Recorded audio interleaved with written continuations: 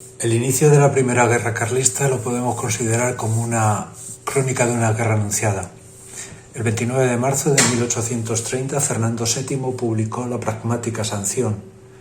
Su esposa María Cristina estaba embarazada y, si acaso fuera una niña, no podría gobernar porque todavía estaba vigente la ley sálica que aprobó el primer Borbón Felipe V. ¿Cómo reaccionó su hermano Carlos María Isidro? Lógicamente no lo reconoció, alegando que él había nacido un año antes de la aprobación de la Pragmática Sanción durante el reinado de Carlos IV, por tanto no podía ser desposeído de sus derechos al trono. ¿Qué hizo? Nada, absolutamente nada, ya que todavía podía Fernando VII tener descendencia masculina. En el mes de junio de 1830, el día 12, hizo Fernando VII su segundo testamento, en el que declaró que su heredero sería el hijo o la hija que tuviera con María Cristina, y si era menor cuando él falleciera, María Cristina sería nombrada regenta y gobernadora, auxiliada por un consejo con carácter consultivo. Pasan los años y en enero de 1832 nace la segunda hija de Fernando VII y María Cristina, Luisa Fernanda. Los seguidores de Carlos María Isidro en Cataluña y en Valencia proclamaron a Carlos como Carlos V. ¿Pero qué hizo Carlos? Nuevamente, nada. ¿Por qué? Porque Fernando VII todavía podía tener descendencia masculina. El 18 de septiembre de 1832, Fernando se puso muy enfermo y creían todo el mundo que se moría, dejando a María Cristina como la gobernadora del reino.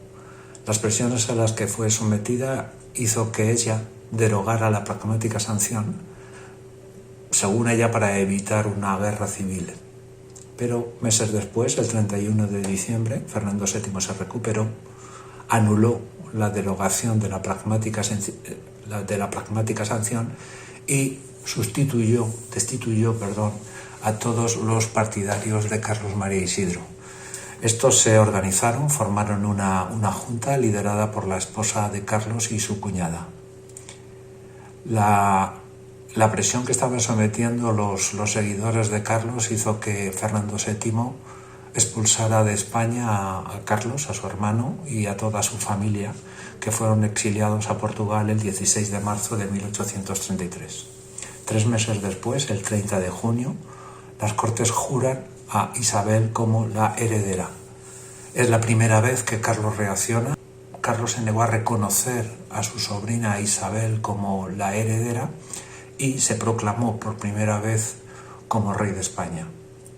3 meses después, Fernando VII muere el 29 de septiembre de 1833 aquí en La Granja, dejando, como era previsible, un gran problema: el de la sucesión y el de la gobernabilidad del reino. Él sabía muy bien que el conflicto era inevitable. Lo había dicho con frase muy gráfica poco antes de morir: soy como el tapón de una botella de cerveza. Si el tapón falta, el líquido saltará. Inmediatamente después de su muerte, se abre el testamento que había permanecido secreto. En él se encuentra una disposición fundamental, por la cual, durante la minoría de edad de la heredera del trono, la princesa Isabel, sería la reina María Cristina la que ejercería los más altos poderes de la monarquía, no ya como regente, sino con el cargo y el título muy superior de reina gobernadora. Al día siguiente del fallecimiento de Fernando VII, Carlos María Isidro, desde su exilio en Portugal, redactó un manifiesto que se conoce como el Manifiesto de Abrantes, donde no reconocía a su sobrina Isabel II y además se proclamaba como rey de España con el nombre de Carlos V. No hubo ninguna respuesta desde el gobierno de España ni por parte de la regente por una razón. No querían enturbiar las relaciones con Inglaterra, aliado de Portugal, ya que había sido el único país que había reconocido a Isabel II. Nápoles y Cerdeña reconocieron a Carlos. Las potencias del norte, Austria, Prusia y Rusia, se declararon neutrales, pero simpatizaban con Carlos. Al año siguiente, Francia y Bélgica reconocieron a Isabel II a cambio de que España reconociera a Luis Felipe y a Leopoldo respectivamente, ambos con gobiernos liberales. Estos reconocimientos hicieron que otros países se animaran, también con gobiernos liberales, como Dinamarca, Suecia, Turquía, Marruecos, Estados Unidos, Grecia y Brasil. La razón de este reconocimiento era porque interesaba un gobierno liberal en España como contrapeso a las potencias del norte, todas ellas con gobiernos absolutistas que deseaban intervenir en el sur de Europa. Y el Papa, ¿qué hizo el Papa?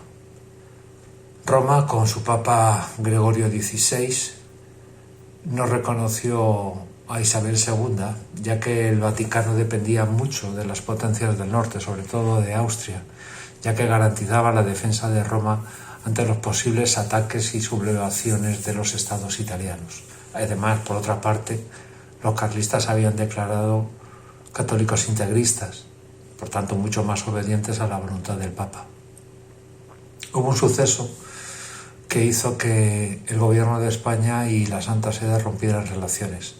Se interceptó una carta enviada por parte del nuncio del Papa donde le sugería el reconocimiento de Carlos.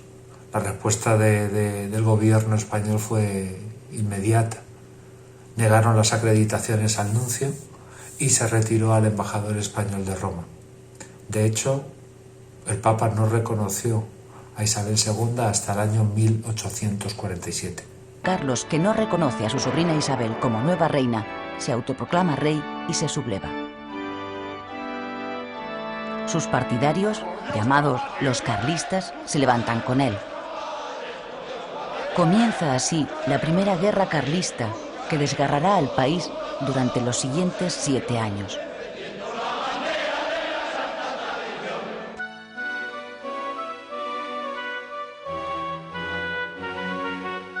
María Cristina, viuda del rey Fernando VII, pasa a ser reina regente hasta que su hija Isabel, que en ese momento tiene 3 años, llegue a la mayoría de edad. La reina gobernadora, que hereda de su marido todos los poderes del Estado, necesita salvar el trono de su hija y hacer frente a los carlistas sublevados. Para lograr ambas cosas, busca el apoyo de los liberales. Para formar el gobierno recurre a los viejos liberales que en su día participaron en las Cortes de Cádiz y que ahora son moderados. Los liberales, por su parte, colaboran con la reina, con la esperanza de poder poner en marcha su propia revolución, es decir, convertir la monarquía absoluta en monarquía constitucional y reformar a fondo la estructura económica de España para que el país pueda equipararse al resto de las naciones europeas.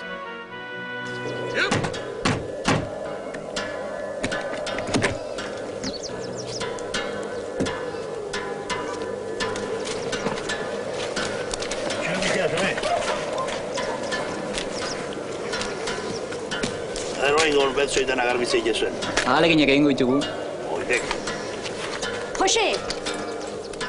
Tori eta jantzi eskapulario hau, etzazu behin ere kendu.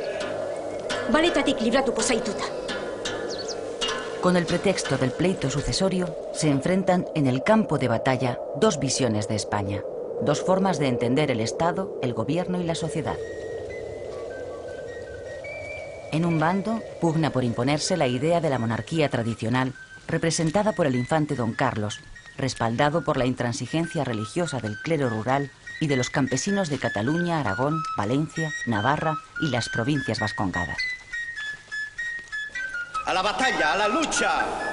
Hay hierro más que abundante aún en nuestras montañas y madera más que suficiente en nuestros bosques para armar vuestros brazos y así anodar al enemigo que levanta la destructora tea del incendio sobre el hogar en el que visteis morir a vuestros padres.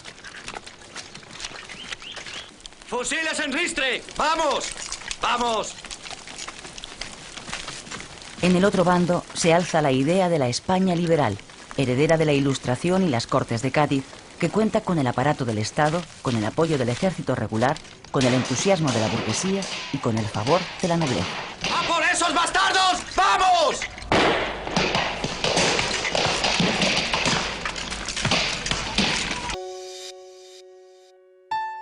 En realidad, la cuestión sucesoria no fue más que el pretexto para que emergiera una confrontación larvada entre lo que podríamos llamar las dos Españas tradicionalmente enfrentadas.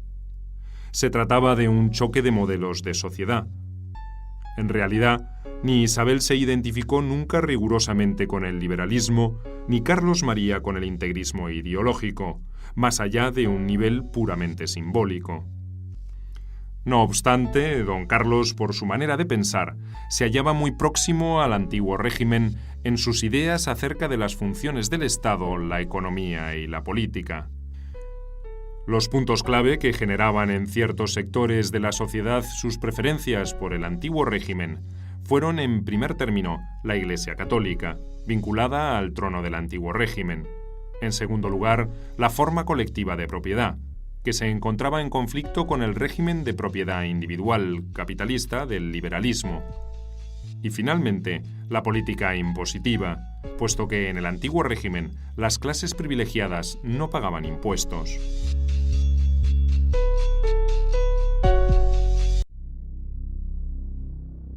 Desde la publicación del Manifiesto de Abrantes, el 1 de octubre de 1833, se produjeron en la península levantamientos proclamando a Carlos María Isidro rey de España. Cronológicamente fueron estos: 3 de octubre, Talavera de la Reina, Manuel María González, administrador de correos y jefe de los voluntarios realistas, detenido y fusilado el 15 del mismo mes. 3 de octubre, en Bilbao, brigadier Fernando de Zavala y Pedro Novia de Salcedo, coronel de voluntarios realistas, con apoyo del clero. Mantuvieron el control de la ciudad hasta el 25 de noviembre. 7 de octubre, en Vitoria, Valentín de Verástegui, comandante de voluntarios realistas. Mantuvieron el control de la ciudad hasta el 21 de noviembre.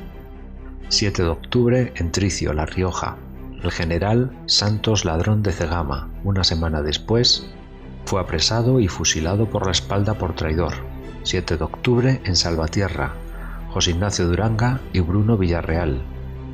8 de octubre, en Oñate, Guipúzcoa, Francisco José de Alzá e Ignacio de Lardizábal, capitán retirado de Guardias Reales.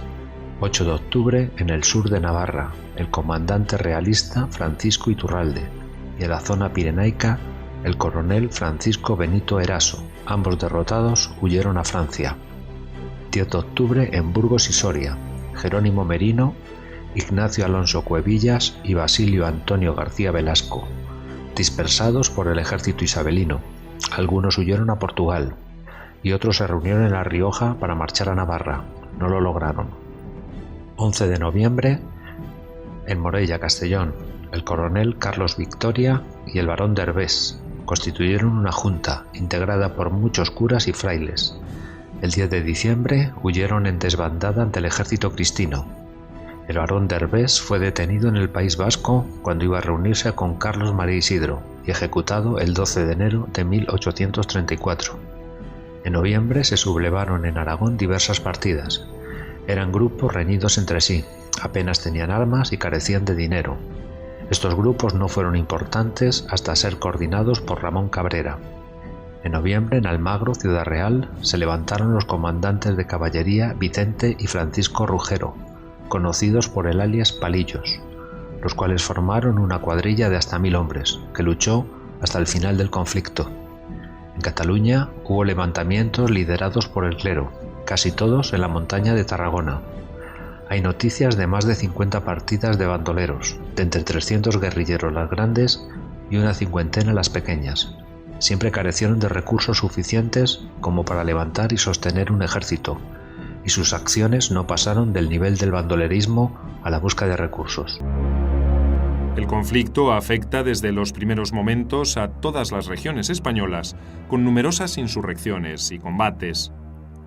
Luego, poco a poco, los enfrentamientos van concentrándose sobre todo en una zona que iría desde el País Vasco, Navarra, pasaría por La Rioja, Aragón, Cataluña y Valencia. Esa sería la zona tradicional del carlismo en todo el siglo XIX.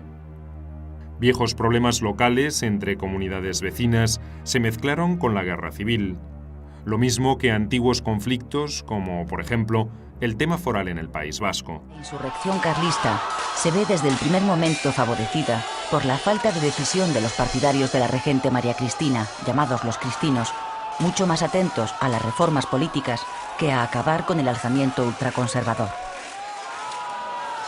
Los primeros choques de la guerra se saldan a favor de los carlistas, sobre todo los dirigidos por el general Tomás de Zumalacárregui, un excelente estratega que sabe sacar partido a la falta de respuesta de los liberales. La infantería carlista, más ligera, resulta más apta para la guerra de montañas que los regimientos isabelinos. Durante la Primera Guerra Carlista, los seguidores de Don Carlos logran organizar 3 ejércitos independientes. Las unidades se forman según la procedencia geográfica de sus miembros: Navarra, Castilla, Cantabria, Aragón, Tortosa. Las tropas del ejército isabelino se articulan en regimientos y las carlistas en batallones. El conjunto de fuerzas de una determinada procedencia geográfica compone una división. Las banderas de las unidades isabelinas se mantienen dentro de la ortodoxia militar de la época, con predominio de las aspas de San Andrés. Las legitimistas son más libres y pueden representar los ideales de los combatientes. Además de sus ejércitos, los carlistas cuentan con numerosas guerrillas por toda la península. Algunos de sus componentes siguen llevando una vida normal y tan solo se reúnen para sus operaciones. Los asaltos de correos y diligencias y las incursiones en poblaciones poco guarnecidas eran sus acciones más frecuentes. No nos tiene que llevar a engaño los éxitos de los carlistas. No es porque estuvieran mejor organizados o tuvieran mejor armamento que los cristinos. De hecho, carecían de organización, no tenían ni dirección ni mando. Los soldados, las partidas de los carlistas eran gente sin experiencia mandadas por los jefes de los voluntarios realistas. La razón de su éxito se debe más al fracaso de los cristinos, a su falta de decisión y a las dificultades del gobierno para asentar el sistema constitucional en España. Yo creo que se confiaron y pensaron que no tendría mucho éxito estos levantamientos carlistas. Tomaron como base de operaciones Navarra. De hecho, el 15 de noviembre de 1833 se formó una junta de gobierno organizada por el comandante Francisco Iturralde. Esta junta estaría encargada de atender las necesidades del ejército carlista y de ejercer, dijéramos, como una especie de autoridad hasta la llegada a España de Carlos María Isidro. Esta junta de Navarra eligió a Zumalacárregui, en esos momentos era coronel, como jefe del ejército carlista. Al año siguiente, el 2 de diciembre, se reunieron en Alsasua todas las provincias vascas y Vizcaya y Guipúzcoa aceptaron a Zumalacárregui como jefe del ejército y es el que tomaría todas las decisiones hasta la llegada de Carlos María Isidro a Navarra, que ocurrió en julio de 1834. Pero hasta que llegó Carlos María Isidro, todas las decisiones las tomaba Zumalacárregui, pero desde Portugal los objetivos eran bastante diferentes. Desde Portugal se quería o pretendían o creían que era la mejor decisión la toma de ciudades como Bilbao y Vitoria. Zumalacárregui no estaba muy de acuerdo con este objetivo, ya que con las tropas actuales que tenían, él creía que solo podían hacer una guerra de guerrillas. No solo fue el encontronazo que tuvo con los políticos de Portugal, sino que tuvo muchos más. Vamos a descubrir la figura de Zumalacárregui. Esta es la casa Iriarte Erdicoa, en el mismo corazón de Ormaiztegui. En esta casa se criaron los 14 hermanos Zumalacárregui. Hoy en día es un museo dedicado a Tomás de Zumalacárregui, pero en su tiempo esta era la casa de una típica familia vasca, de origen rural, pero de clase media. No eran labradores ni tenían tierras o caseríos que heredar, Pero a todos los hijos criados aquí se les dio un oficio. Las chicas hicieron buenas bodas y varios de los chicos se hicieron curas.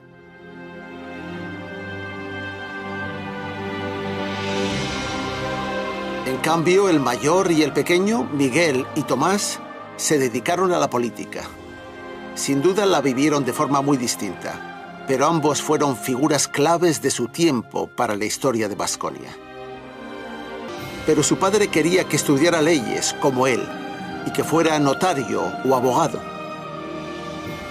Su hermano Miguel lo hizo, y con mucho éxito. Pero Tomás dejó los estudios a los 20 años, y en la segunda invasión de los franceses, la del emperador Napoleón, se unió a la guerrilla como ayudante de uno de los comandantes guerrilleros más valientes de Guipúzcoa.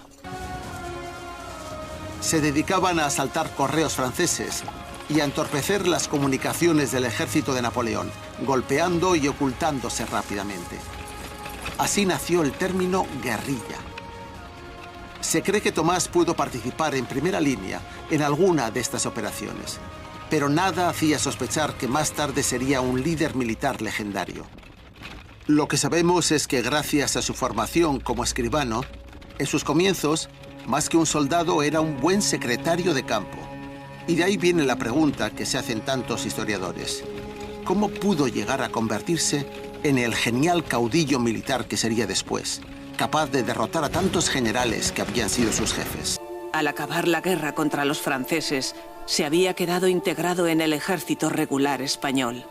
Y por sus servicios en la guerrilla de Arzain, y por la influencia de su hermano mayor, consiguió el grado de capitán. Como además tenía formación de escribano, le dieron un puesto tranquilo de secretario archivero. Al principio tuvo destinos cerca de casa, en Guipúzcoa y Gasteiz.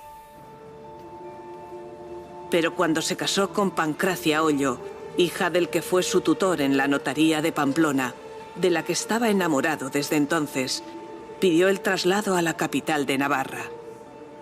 Allí vivió pacíficamente los años de la vuelta del rey Fernando, que no afectaron a su carrera en el ejército, a pesar de que Miguel, que en aquellos años era el único famoso de la familia, había sido arrestado. Estando en Pamplona, le sorprendió a Tomás el pronunciamiento de Riego y el levantamiento de los liberales contra el rey. Por los muchos relatos y testimonios que se conservan de los últimos años de su vida, sabemos que Tomás de Zumalacárregui era un hombre recto, riguroso y quizás por influencia de sus hermanos curas, muy piadoso. Amigo de hablar claro, tenía un alto sentido del honor y era bastante susceptible. Había peleado contra los franceses para conseguir la vuelta del rey deseado, Fernando VII, y le gustaban el orden establecido y la disciplina que había aprendido en el ejército. Pronto empezó a publicar sus ideas promonárquicas y tradicionalistas en un periódico local de Pamplona. Y cuando los liberales tomaron el poder, contactó con el general Eguía, ofreciéndose personalmente a volver al monte, a la guerrilla, como en su juventud, para luchar por una patria que consideraba amenazada por la borrachera de libertad incontrolada que traían los revolucionarios liberales. Durante los años del absolutismo en los que se construyó la Casa de Juntas de Guernica y se divulgó la defensa de los fueros provinciales frente al afán uniformizador de los liberales, Tomás de Zumalacárregui ya había ascendido al grado de coronel del ejército español. En este tiempo fue miembro de la Comisión Militar de Depuración y Represión de los liberales.